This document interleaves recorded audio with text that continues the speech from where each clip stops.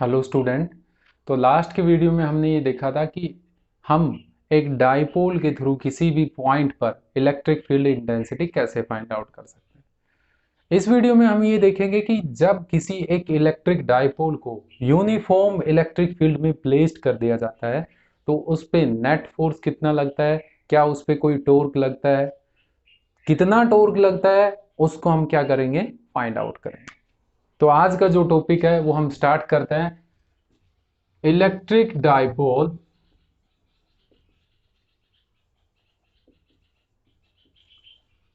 in an uniform electric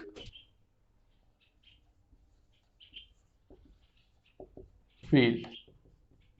एक electric dipole uniform electric field में, ठीक है। तो अब देखिए यहां पर हमने ये यूनिफॉर्म इलेक्ट्रिक फील्ड बना लिया। आई होप आप सभी अच्छे तरीके से जानते होंगे कि यूनिफॉर्म इलेक्ट्रिक फील्ड क्या होता है।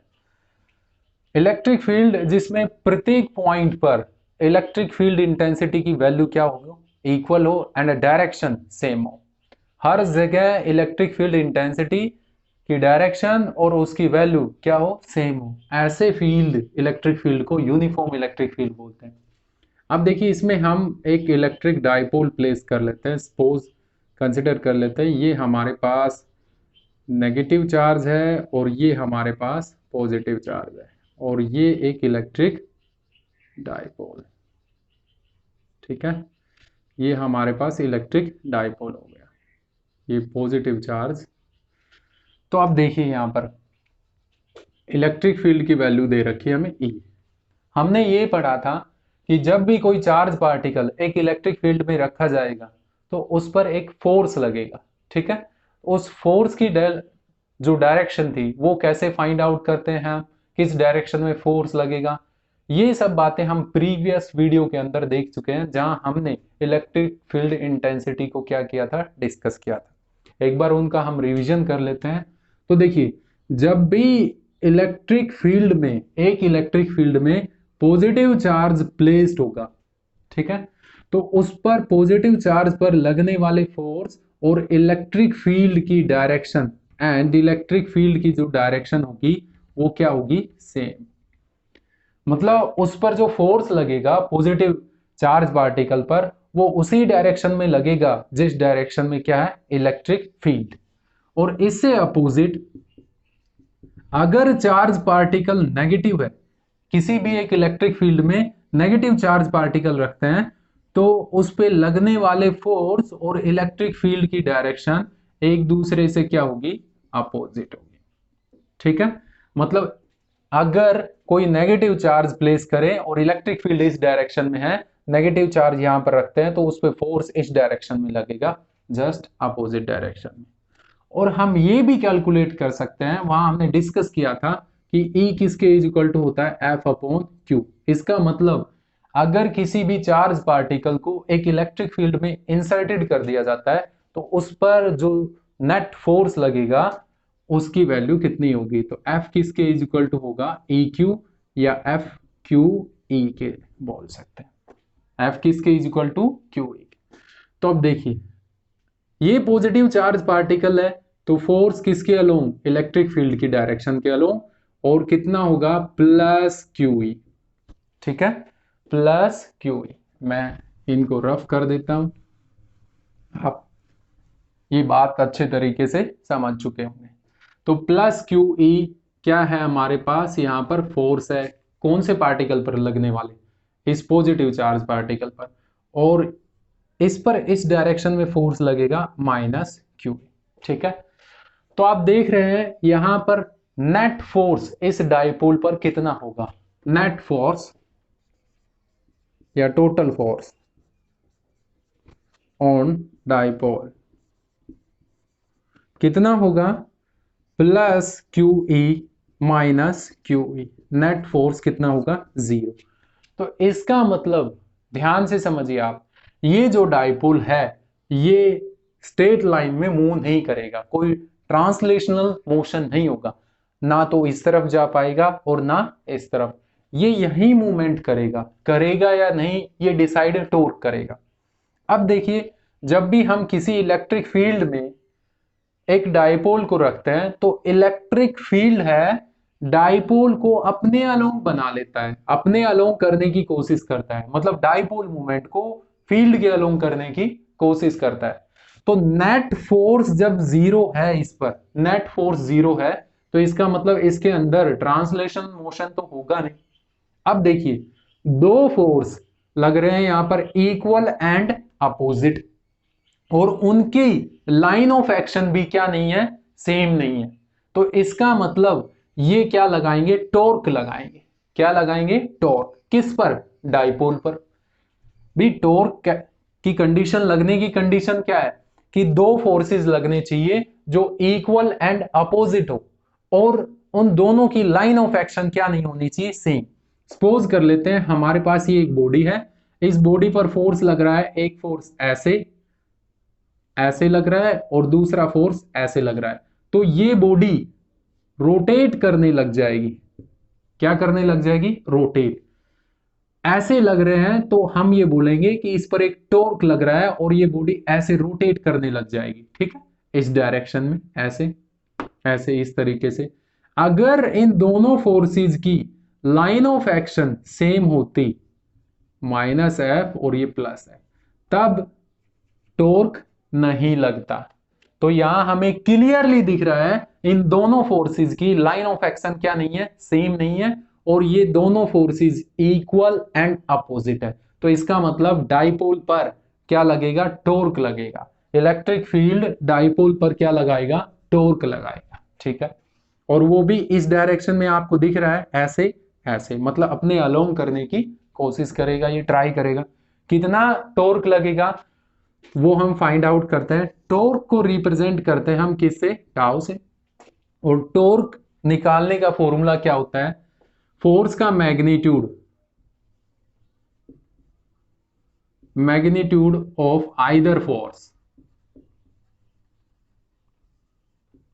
Force multiply perpendicular distance between them,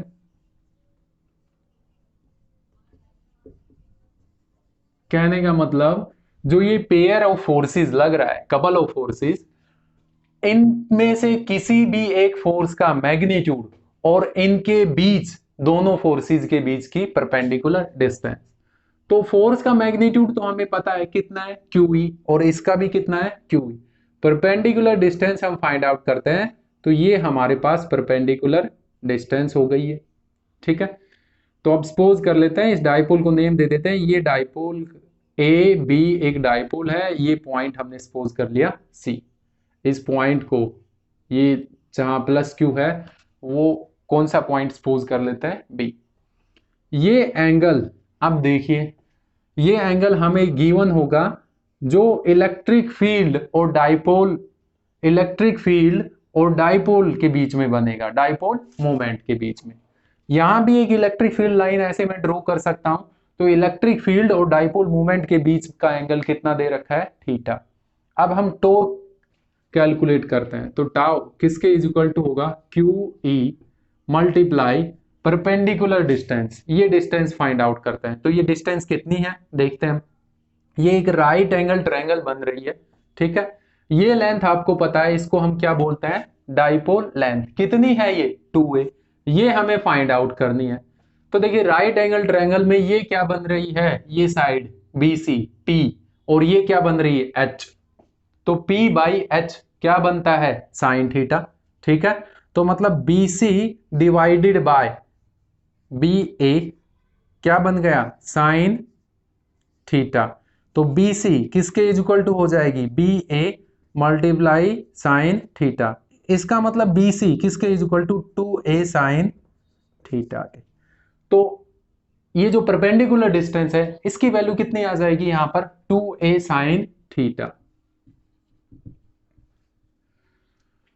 यहां याद रखिए, ये मल्टीप्लीकेशन का सिंबल है, ये वेक्टर की क्रॉस प्रोडक्ट का सिंबल नहीं है। दिस इंप्लाइज टाउ किसके इज इक्वल टू, अब मैं इसको ऐसे लिख सकता हूं, 2aq E sine theta. This implies tau 2a की क्यू क्या बनेगा P और ये ई साइन थीटा, बिकॉज 2aq क्या बनता है P, डाइपोल मोमेंट। आपको अच्छे तरीके से ये लर्न है, ठीक है। अब देखिए साइन थीटा आ रही है, टॉर्क एक वेक्टर क्वांटिटी है, डाइपोल मोमेंट भी एक वेक्टर क्वांटिटी है, और इलेक्ट्रिक फील्ड इंटेंसिटी भी एक क्या है, वेक्टर क्वांटिटी। साइन थीटा आ रहा है तो इसका मतलब इन दोनों में कौन सी प्रोडक्ट हो रही है, वेक्टर प्रोडक्ट। अब P क्रॉस E है या E क्रॉस P है, ये आपको यहां से पता चल जाएगा। इस पे जो टॉर्क लग रहा है, हम कहां से आ रहे हैं, P से E की तरफ। किस तरफ आ रहे हैं, ये P की डायरेक्शन है, और डाइपोल किस तरफ आना चाह रहा है, E की तरफ, ठीक है, इलेक्ट्रिक फील्ड की तरफ। तो क्या बनेगा यहां पर, टॉर्क P क्रॉस E, ये वेक्टर फॉर्म में हो गया, और ये किस फॉर्म में हो गया, स्केलर फॉर्म में। आप जल्दी से नोट कीजिए, उसके बाद हम इसके केसेस देखेंगे कि कहां पर टॉर्क है वो 0 होगा और कहां पर टॉर्क मैक्सिमम होगा, ठीक है। तो अब देखिए यहां पर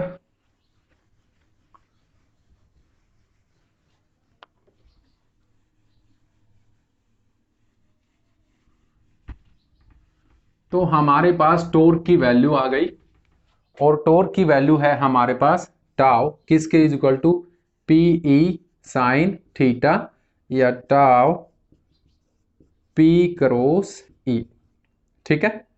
ये दोनों वैल्यू आ गई हमारे पास, ठीक है। अब देखिए यहां पर थीटा अगर 0 होगा, व्हेन थीटा 0 डिग्री, कब होगा थीटा 0 डिग्री।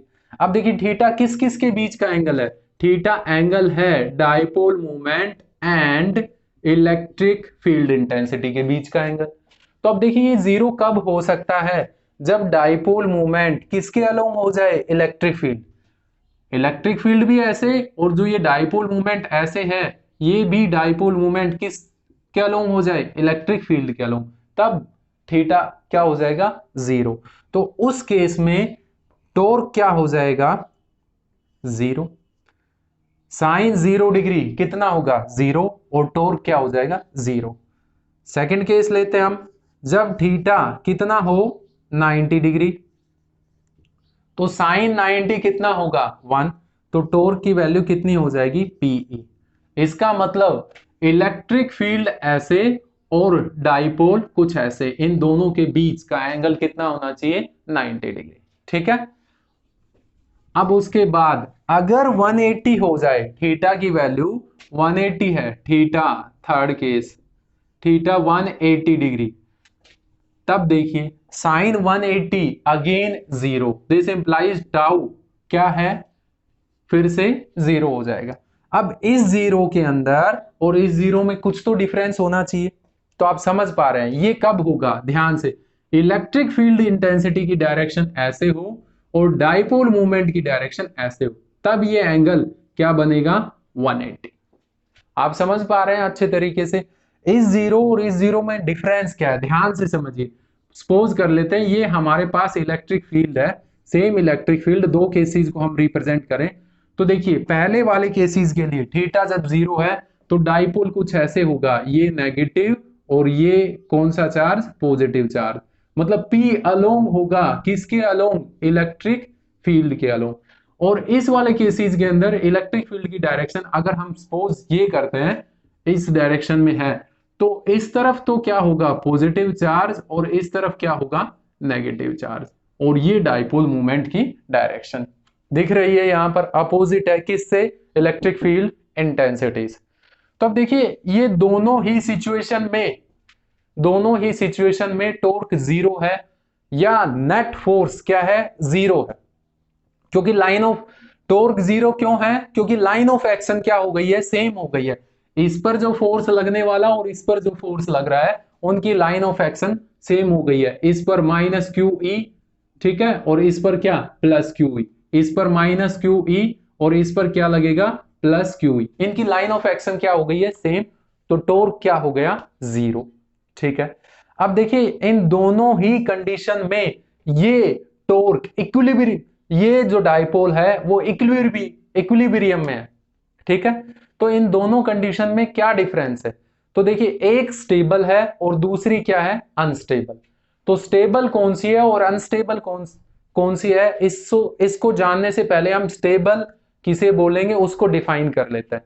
तो देखिए सपोज कर लेते हैं ये हमारे पास इस कंडीशन में डाइपोल था जिसमें डाइपोल मूवमेंट और इलेक्ट्रिक फील्ड की डायरेक्शन दोनों क्या है, सेम है। आपको अच्छे तरीके से दिख रहा होगा, ये मैं एक बार फिर से ड्रॉ कर देता हूं।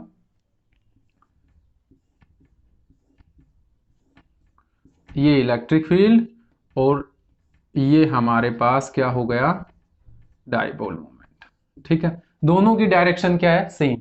इस पर अगर मैं थोड़ा सा कोई काउंटर टॉर्क लगाता हूं, इसको ऐसे थोड़ा सा ट्विस्ट करता हूं, ठीक है, टॉर्क लगाता हूं इसके अपोजिट, तो जब इसको हम छोड़ते हैं तो ये वापस उसी सिचुएशन में आ जाता है जैसे पहले था। बट अगर दूसरी कंडीशन को देखें हम, जिसमें प्लस क्यू चार्ज इस तरफ है और माइनस क्यू चार्ज इस तरफ है, मतलब डाइपोल मूवमेंट ऐसे और इलेक्ट्रिक फील्ड ऐसे, इस कंडीशन में अगर मैंने इस पर कोई टॉर्क लगाया तो ये वापस इसी सिचुएशन में नहीं आता है, यही नहीं आता है, ये वापस किस सिचुएशन में चला जाता है, यहां पर, ठीक है। तो ये कंडीशन अनस्टेबल है, कौन सी, 180 वाले। तो ये कैसी है, सिचुएशन अनस्टेबल, और ये कैसी है, 0 डिग्री वाली स्टेबल। ध्यान रखिए अच्छे तरीके से, दोनों सिचुएशन में टॉर्क क्या हो रहा है, 0 हो रहा है। तो अब हम बातें कर लेते हैं, ये तो एक यूनिफॉर्म इलेक्ट्रिक फील्ड में जब हम किसको रखते हैं, इलेक्ट्रिक डाइपोल को। अगर हम नॉन यूनिफॉर्म इलेक्ट्रिक फील्ड में रखें इलेक्ट्रिक डाइपोल को, तब हम कैसे ट्रीट करेंगे, ठीक है। तो देखते हैं हम इसको नॉन यूनिफॉर्म इलेक्ट्रिक फील्ड में रखकर इलेक्ट्रिक डाइपोल को, और समझते हैं कि ये कैसे ट्रीट करता है, क्या इस पे कोई टॉर्क लगता है या नेट फोर्स आता है। तो हम लिख लेते हैं इन नॉन यूनिफॉर्म, ठीक है। तो नॉन यूनिफॉर्म इलेक्ट्रिक फील्ड मैं बनाता हूं यहां पर,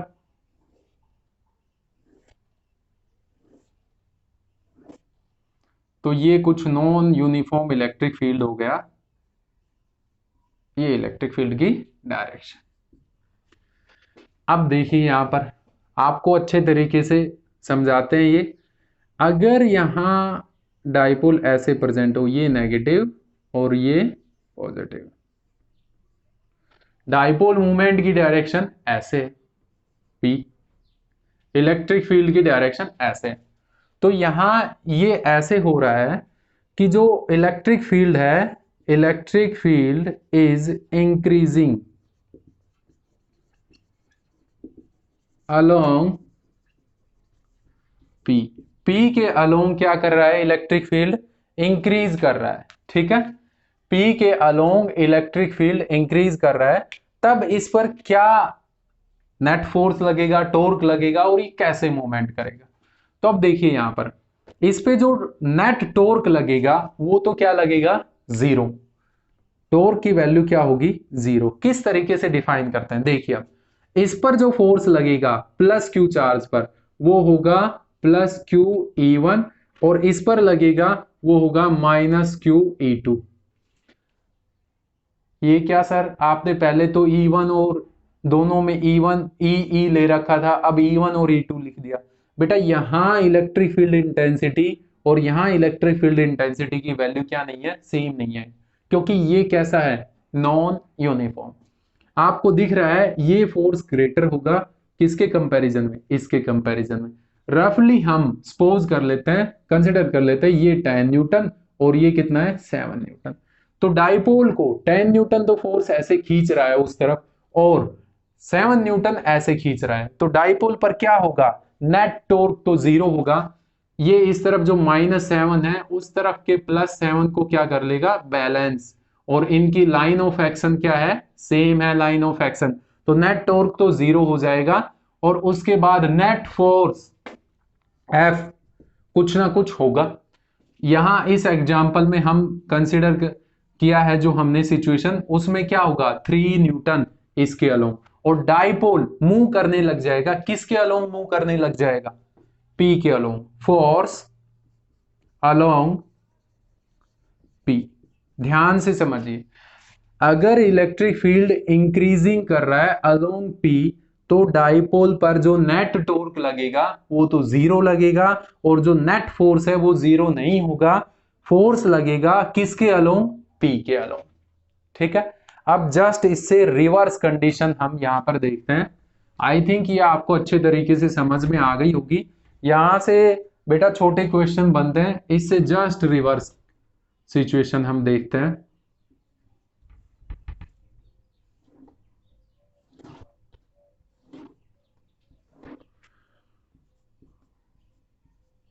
अब देखिए यहां पर ये इलेक्ट्रिक फील्ड की डायरेक्शन हो गई, ये हमारे पास नेगेटिव चार्ज और ये हमारे पास पॉजिटिव चार्ज, ठीक है, और ये हमारे पास डाइपोल मोमेंट बन गया, डाइपोल। ठीक है, तो अब इलेक्ट्रिक फील्ड इस डायरेक्शन में है, ये तो इलेक्ट्रिक फील्ड की डायरेक्शन है, और ये किसकी डायरेक्शन है, डाइपोल मोमेंट की। तो अब आपको यहां क्लियरली दिख रहा है कि यहां इलेक्ट्रिक फील्ड इंटेंसिटी क्या होगी, कम, इसके कंपैरिजन में। अब ये फोर्स ग्रेटर होगा उसके कंपैरिजन में। तो इस सिचुएशन में ये कौन सी सिचुएशन है, E is decreasing along P। अगर इलेक्ट्रिक फील्ड डिक्रीज कर रहा है किसके अलोंग, P के अलोंग, हम उस तरफ जा रहे हैं, तो इलेक्ट्रिक फील्ड इंटेंसिटी की वैल्यू क्या हो रही है, डिक्रीज हो रही है।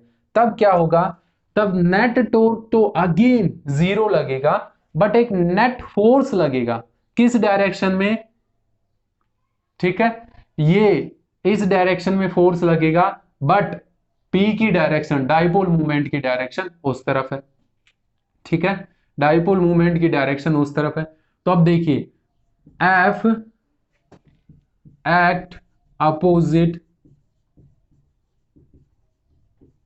टू पी, पी से अपोजिट क्या करेगा, एक्ट करेगा। ये बात समझ में आई आपको अच्छे तरीके से?